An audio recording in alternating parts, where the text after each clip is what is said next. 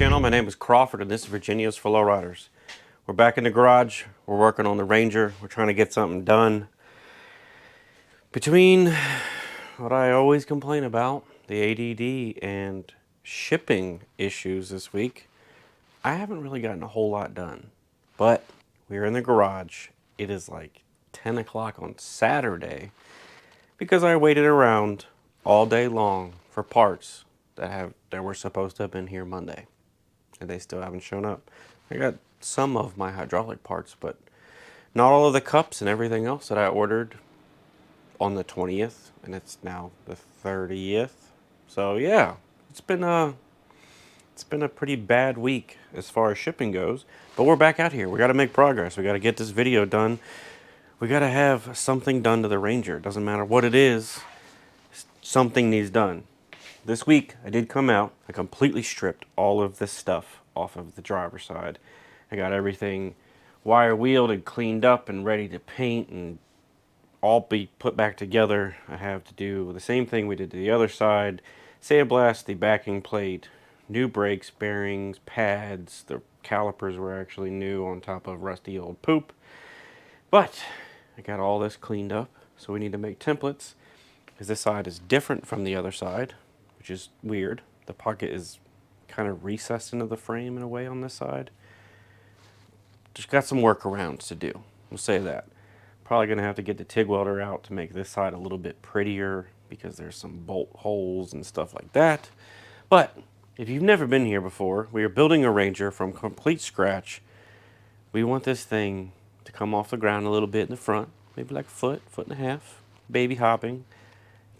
One of the biggest goals that I want to be able to do big 3-wheels. And if I keep saying that, that is the goal. We're going to do long travel or long arm, 3-link setup, 3 pumps, 10 plus batteries, normal lowrider stuff. Speaking of normal lowrider stuff, a couple weeks ago, we talked about wheels. We decided that the 72 spoke, legit, old school Zeniths is probably going to be the choice. We have other choices, but I was messing around trying to get some ideas of rear wheel fitment. We only tried the front. Everybody, for the most part, agreed that the Zeniths look great. I was messing with the rear. The Zeniths do look good in there. The 13s, though. The 13s kind of got a... Not these ones. These are old, crusty, disgusting Chinas that I'm strictly using for mock-up. But they do look pretty good on there. So there's a chance that we might get some Chiniths or some fake Daytons or some more Chinas or whatever. But I don't know. That's another story. That's more money and me just getting carried away with obviously buying too many wheels because I have an issue with hoarding stuff. So try to keep the rambling to a minimum, like I always say. I am pretty tired, so we might actually keep that down. I have some ideas that I want to try to knock out in the front end. My buddy over at Magic Man Metal Fab, he's also on YouTube, actually commented the same thing that I was thinking. I was debating on using these deep reverse cups on the bottom of the front end in order to keep the spring in place. The only problem is these are reverse cups and they have a really big pocket in them, so they're meant to be slid over top of a cylinder. We gotta make something work with these. I already have them. I don't want to buy more. It doesn't really make sense if I can just make this work. So I have some ideas that include the factory little keeper thing. From the factory, this little guy slips over here. There's another one that slips over top of that, and it grabs the pigtail for the spring, and it keeps the spring in place and stops it from doing crazy stuff. This is really large and can kind of do whatever it wants. I'm kind of thinking simple here. Like, I'm going to sandblast these guys. I'm kind of thinking I'm just going to TIG weld this to the bottom of this cup. I would like to take some of the space up in here so this isn't sloppy, and I was looking around. We put new brakes on this, new hardware in the front, so we have extra old races. This is almost the same exact size as this, just a little bit too big, and it's almost fits here. Kind of thinking buzzer around this edge. This will all get pushed into here, and then weld this to this. I don't know if it's going to work. I don't know if it's going to last, but that's what we're going to try. I think it'll be pretty stout and sturdy-ish, so we're going to give that a shot. I'm going to throw all 20 pieces of this into the blast cabinet, knock the rust off of it real quick, and see if we can mock something up. Before we throw all of those things into the sandblast cabinet and knock that out, I just wanted to put this out there. It only took me a few seconds, a few minutes maybe. Bear with me. You might want to hear this. Don't skip past it. We are at 3,600 subscribers now, which is awesome, and I appreciate all of y'all. So what we did at 3,000 is I picked 3 winners on a separate video, and I gave away t-shirts. I would like to do that again. Last time I think I gave away 3 different winners, 3 t-shirts and stuff. I would like to give 4 t-shirts away this time. So if you wouldn't mind, hit the subscribe button. It doesn't matter if you subscribe now or subscribe when that video comes out, because the giveaway video doesn't work like that. But once we hit 4,000 subs, I'm going to give away some t-shirts. So stick around, subscribe, watch the videos, look out for the new video. Whenever we hit 4K, or right before that, we'll do a video and explain the rules just like I did last time. But yes, another giveaway. Just announcing that now before I forget to say it, because I probably will, because I meant to say it like the last 3 videos. But we're getting off track here. We're going to go to the sandblast cabinet. I promise, we're going to stop talking. Just a last look at all of this ugliness. I have no idea how long I've had these cups laying around. And this is the factory stuff off the Ranger. Throw all that in there. I bought the glass for this thing like 2 years ago. It's sitting in a box right there. You know, priorities. I'd rather just like do this and like barely be able to see into the thing every time I use it, rather than take the like 20 minutes to fix it for real. It doesn't matter. Well, I got everything sandblasted. I ran everything over the belt sander a little bit, so everything's looking pretty good. Came up with a better idea than the whole bearing race thing. I got some washers. So, I got some washers on the ground. Washers in here. If I center those, I think I can lay me a little bead in there, keep them in the middle, and then they take up the gap to where when everything is tightened down, this is also being tightened down from the top and the bottom. So I think this is going to work out better, because there's no gap in there at all now. Everything's just laying on top of each other. So probably going to MIG these in here, because there's not really a point in TIGging it, because you literally can't see it. Not that you can see any of this, but I think a nice TIG weld on here, because all of this still needs to be continued to be flush, makes more sense. So that's what we're doing. Please again excuse my workbench that is seems like it's never clean. Try and get these guys centered in here.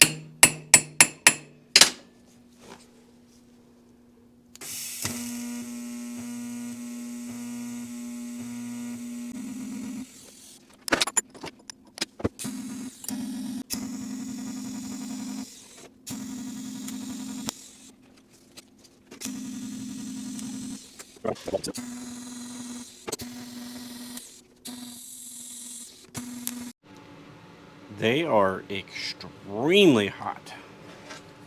They look pretty good. I don't need something to grab them with, but I'll do some still shots because, again, my GoPro doesn't take the best close-ups, but I'm kind of scared to touch these things.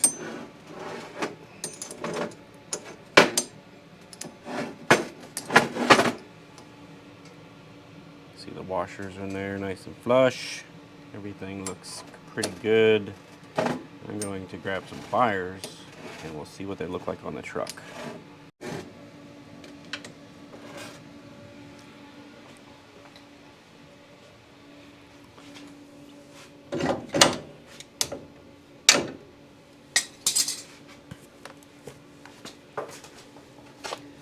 So, I anticipated this part. I'm gonna have to put a little flat edge on one of the sides because it hutches just a little bit. But I think that'd be good to have a flat edge. That way, it just kind of naturally stops it from wanting to try and turn and loosen up the nut. The nut is a lock nut, but still, I think it'll add to it and make it better somehow. But I think since that is piping hot and it is now like 11:30, I'm going to attempt, I don't know if it's going to work, I'm going to attempt to get up early and come out here and try and knock some stuff out. I need to start putting the other side together. We need to make some templates. I need to start wrapping the pocket. So the thing that I've been waiting for USPS to bring since the 10th, it's now the 20th, no, it's the 10th and now it's the 30th. I don't even know. It's been weeks. Is the cups for here, like I had talked about. Something similar to this that I would plan on welding in here. I have these little shallow guys, but that's not what I'd like to do. But I'm literally just hung up waiting on them. So we're going to try and get some other stuff done. And I'm rambling again. So I'll see y'all in the morning.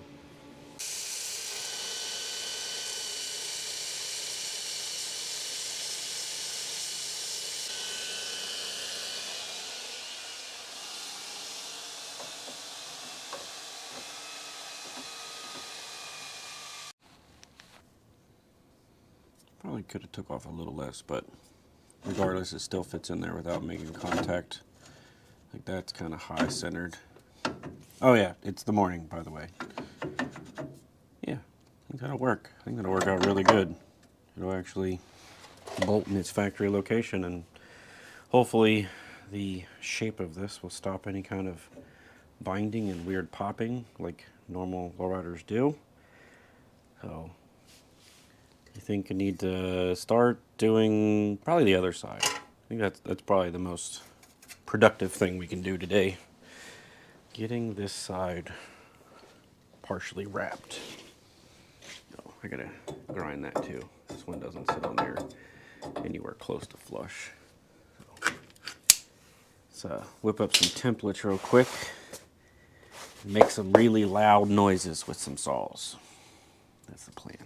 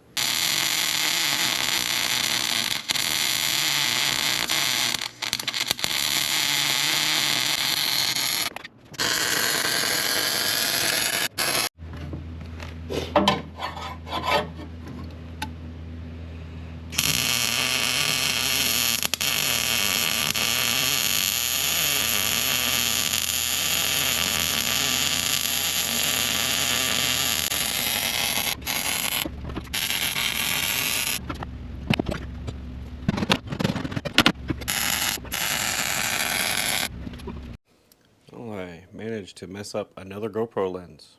I got welding splatter all over it, so that's pretty sweet. But this side, everything except for that little gap right there, because I got to figure out how to disconnect that 30 some odd year old clutch plastic line without breaking it, which is probably going to be next to impossible, so I'll probably end up stuffing a leather glove in there before I weld it. But everything is fully welded except for that little patch, because I didn't want to get into that can of worms. This side, all welded up. I only had to do a little persuading around here and here. It wasn't too bad though, just a couple clamps and it pulled in there pretty good. What I want to do, which I don't think I'm going to have time tonight, I'm going to pull these bolts out. I didn't get that one perfectly. I didn't get them all perfectly centered, but it's pretty close. Pull the bolts out and TIG these holes to the frame. Like, a lot of the time I see them, people will just cut those holes and then they'll just leave it. Or they'll try to MIG weld it and then grind it back out. I think if I TIG it, it'll look a lot better and potentially be stronger, I guess. Still gotta grind that guy down. But I'm gonna take a break from this because it's getting pretty late. I have some stuff that I want to do so I can get that out of my head. So during all of the engine cleanup / modification and making it run, because it hasn't, I don't know how it ran as good as it did with all of the problems that I found. One of the things that I did find is I found two spark plug wires that were chafed almost all the way through them. I don't know how, I 100% don't understand how this truck ran as well as it did. And it's getting better, slowly. So I did figure out that the cap on this, which it sounds weird to say a spark plug wire wouldn't click on, but some caps are designed differently, the little ends. These are MSD wires off of my 383 blower motor, and they've been sitting in the shed for years and years. A couple of them look like mice might have chewed on them, but outside of that, the wires are in great shape. I have a full set of them, and they were basically new when I put them in there. And as you can actually see here, I don't know if this is, I think it's a combination. I think at least 2 of them were chewed up by mice, and I think at least 2 or 3 of them had like heat spots in them or something. But putting V8 Chevrolet wires on a very small V6, you have some that are like jumping jack length. So what I need to do is take those and shorten them, and at the same time I'm fixing them because I'm cutting off the ends that are messed up. So I don't know, maybe it's not general knowledge, that's why I'm going to show you all how to do this. You can actually buy wires that don't have the ends on them at all and make custom length wires. That's how a lot of racing engines and stuff, that's how people do it. For people that normally just purchase them in a box and slap them on a car, you can actually buy tools to make them whatever length you want. And I'll show you all how to use that real quick. I got a cheapo Amazon set. I don't believe the MSD one was quite worth the money, considering I bought a complete kit for like $30 off Amazon, and the pliers alone from MSD are like 60 something dollars. So I'll show you all how to put an end on one of these. I have looked all over my ramsack garage and I cannot find any dielectric grease. When you're doing this, I highly recommend dielectric grease, but I do have some dry lube PTFE spray which evaporates, which I think it'll be fine for what we're doing. I'll give you some examples. If you get the crimpers that don't have the stripper on the end of it, you can also use some really nice cable cutters. All these wires are the same. The only thing that's different is the actual electrode in the middle, and then some of the casings are like ridiculously big on Chinesium aftermarket ones, but all we're doing here is stripping the casing off and you're left with the center, and the center is what we need to expose. I'll show you the difference between MSD, and this doesn't even have a name on it. It says made in USA, which is surprising. I don't know if the GoPro can pick this up, but both of these are marketed as 8mm, and clearly they're different. So whenever you're buying cheap Chinese, oh, again, these say made in USA, but they literally don't even have a name. Whenever you're buying off-brand stuff, there is a difference between an off-brand 8mm and an MSD 8mm. Clearly, because this is a completely different gauge, even though they're marketed as the same thing. So, what we're trying to accomplish here, I actually got one set up. Need to cut the end, just cut it off flush. Put the end through. This is where the dielectric grease comes in, because these boots are a pain in the butt whenever they're dry. So, cut the end off, get that exposed. If you get the cheapy Amazon pliers, they have a stripper in the end, which I don't really like compared to just stripping it with my normal stuff. Cut that, pull it off. You're exposing the, I guess, electrode, or the part that transfers the power. I don't know the technical name from it. Take whatever correct boot you have, whatever end. Some of these are different, the way that they're set up. The way that this one is set up, it just uses this guy inside of here, which is just a crimp on end. You're taking that piece, folding it back over onto itself, installing the end over top of that with that little spring thing facing up.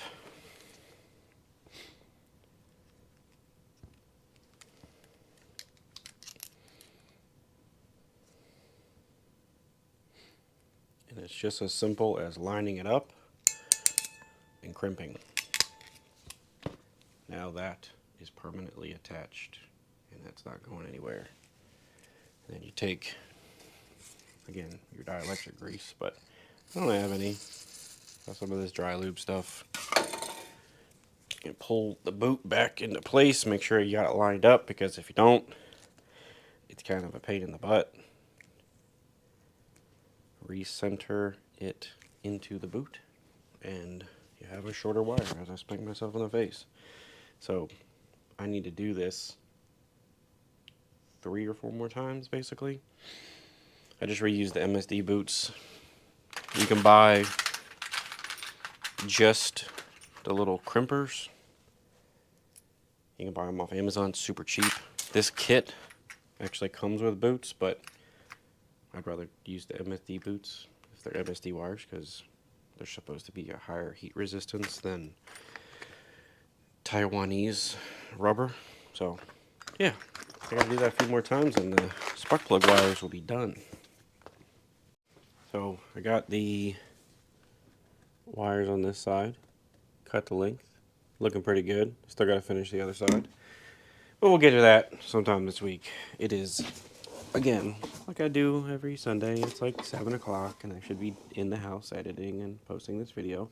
But before we leave for the end of the day, I wanted to show my first shipment. My first of, I think, 5 shipments that I'm waiting for that keep getting delayed and just lost somewhere in Connecticut or something.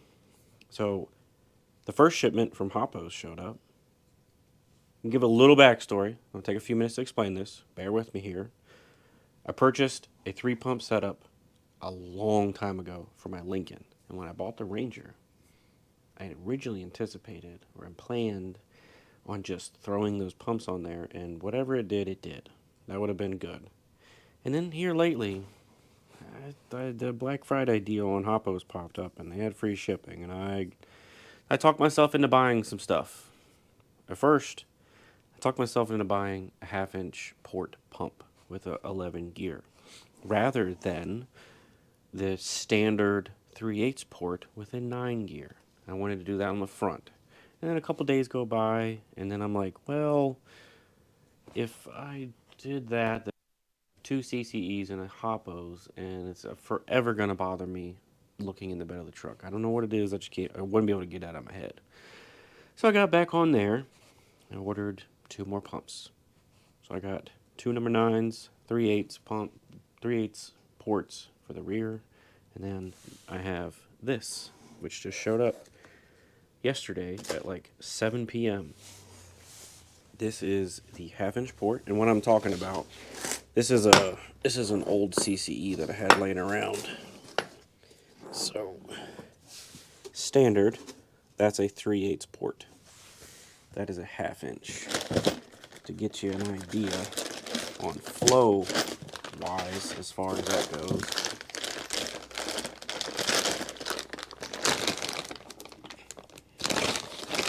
This is the reason, you'll see just in flow, this is the reason that you do this, because I'll be running a larger hose going to the front. This is the size difference. I understand that you can picture a 3/8 versus a 1/2-inch, but seeing them side by side, as far as what the hydraulics are actually going to flow, it's pretty ridiculous, the size difference. Just the fittings in general get way larger.